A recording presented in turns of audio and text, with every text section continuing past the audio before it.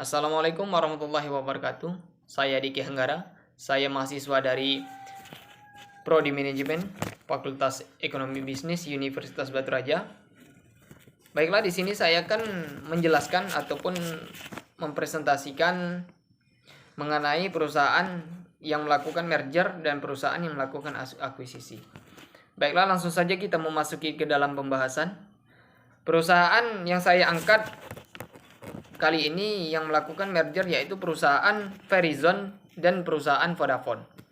Perusahaan Vodafone, perusahaan internasional dalam bidang telekomunikasi yang berpusat di New York City, Amerika Serikat, dan berdiri pada tahun 1983. Verizon bergerak di bidang jasa seperti nirkabel, telepon, dan televisi dengan wilayah operasi yaitu seluruh dunia. Yang kedua yaitu perusahaan Vodafone. Perusahaan Vodafone merupakan perusahaan internasional yang bergerak sama dengan perusahaan Verizon tadi, yaitu bergerak dalam bidang telekomunikasi yang didirikan oleh Ernest Harrison dan Gary Wen, berdiri pada tanggal 16 September 1991 dan berkantor pusat di Newbury, Inggris, Britania Raya. Baiklah, di sini saya mendapatkan data-data yang dihasilkan perusahaan Verizon sebelum melakukan perusahaan merger dengan perusahaan Vodafone, yaitu mulai dari pendapatan yang diperoleh yaitu sebesar 106,565 miliar US dollar dengan total ekuitas sebesar 86,912 miliar US dollar dan juga kapasitas karyawan sebesar 50.000 karyawan. Baiklah, di sini saya juga mendapatkan data mengenai perusahaan Vodafone sebelum merger dengan perusahaan Verizon, yaitu dengan pendapatan sebesar 43,809 miliar US dollar, dan di sini perusahaan Verizon mempunyai laba bersih sebesar 5,97 miliar US dollar dan laba bersih 536 juta serta total ekuitas sebesar 87,816 miliar US dollar dan memiliki karyawan sebesar 96,506.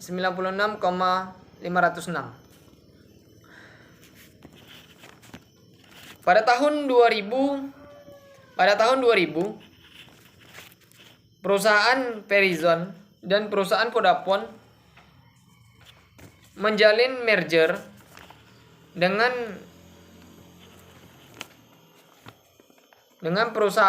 mempunyai entitas yang baru yaitu Verizon Wireless. Verizon Wireless didirikan pada tahun 2000 dengan memunculkan produk-produk yang baru yaitu CDMA 2000, IFDO, SMS, MMS, Video on Demand, VCAS atau Mobile TV. Dengan pendapatan cukup dominan yaitu sebesar 343,967 miliar US dollar dengan kapasitas karyawan 96.000 karyawan.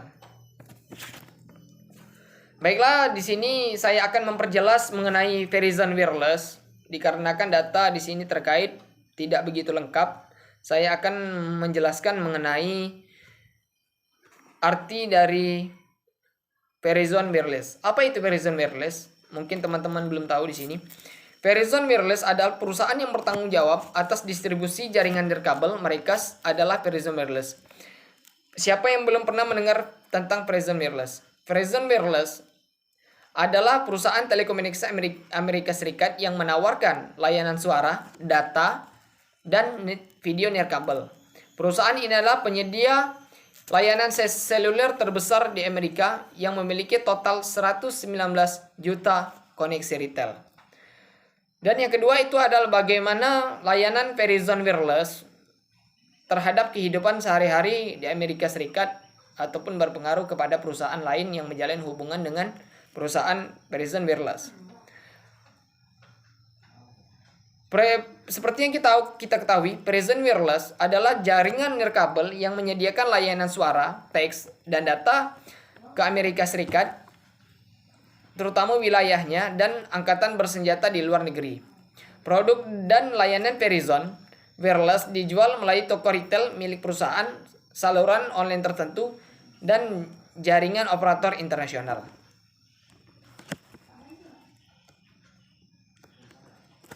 Baiklah, yang kedua kita akan memasuki perusahaan yang mengakuisisi. Perusahaan yang saya angkat dalam studi kasus akuisisi kali ini adalah perusahaan Pfizer dan perusahaan Warner Lambert. Langsung saja kita memasuki materi. Keadaan Warner Lambert sebelum diakuisisi perusahaan Pfizer. Perusahaan Warner Lambert mempunyai kurva yang cukup baik, yaitu dengan penjualan 3,103 miliar US dollar dan nilai pasar 5,583 miliar US dollar, dan dengan kapasitas karyawan sebesar 45.000 dan wilayah yang dijangkau yaitu seluruh dunia. Cukup besar. Yang kedua yaitu perusahaan Pfizer, terkenal cukup baik dengan pendapatan 51,75 miliar US dollar dan laba operasi 16,30 miliar US dollar, total aset 167,489 miliar US dollar dan total ekuitas 63,14 miliar US dollar. Dan juga wilayah yang dijangkau yaitu seluruh dunia. Kita memasuki sejarah. Perusahaan Warner Lambert didirikan oleh William R. Warner yang bergerak di bidang farmasi, yang berdiri pada tahun 1856 di markas besar dataran Morris. Yang kedua yaitu perusahaan Pfizer, didirikan oleh Charles Pfizer dan Charles P. Earhart yang bergerak di bidang farmasi dan berdiri pada tahun 1849 di New York City, Amerika Serikat. Pada tahun 2020, perusahaan Pfizer mengakuisisi Warner Lambert. Keadaan perusahaan Pfizer setelah mengakuisisi perusahaan Warner Lambert bisa dikatakan berkembang sangat pesat, dengan pendapatan per tahun bisa mencapai 351,80 miliar US dollar. Laba operasi sebesar 20,65 miliar US dollar. Total aset yaitu senilai 337,589 US dollar dan total ekuitas sebesar 73,18 miliar US dollar.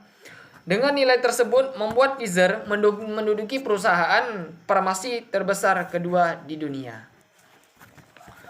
Mungkin itu saja penjelasan saya mengenai perusahaan merger dan perusahaan yang mengakuisisi.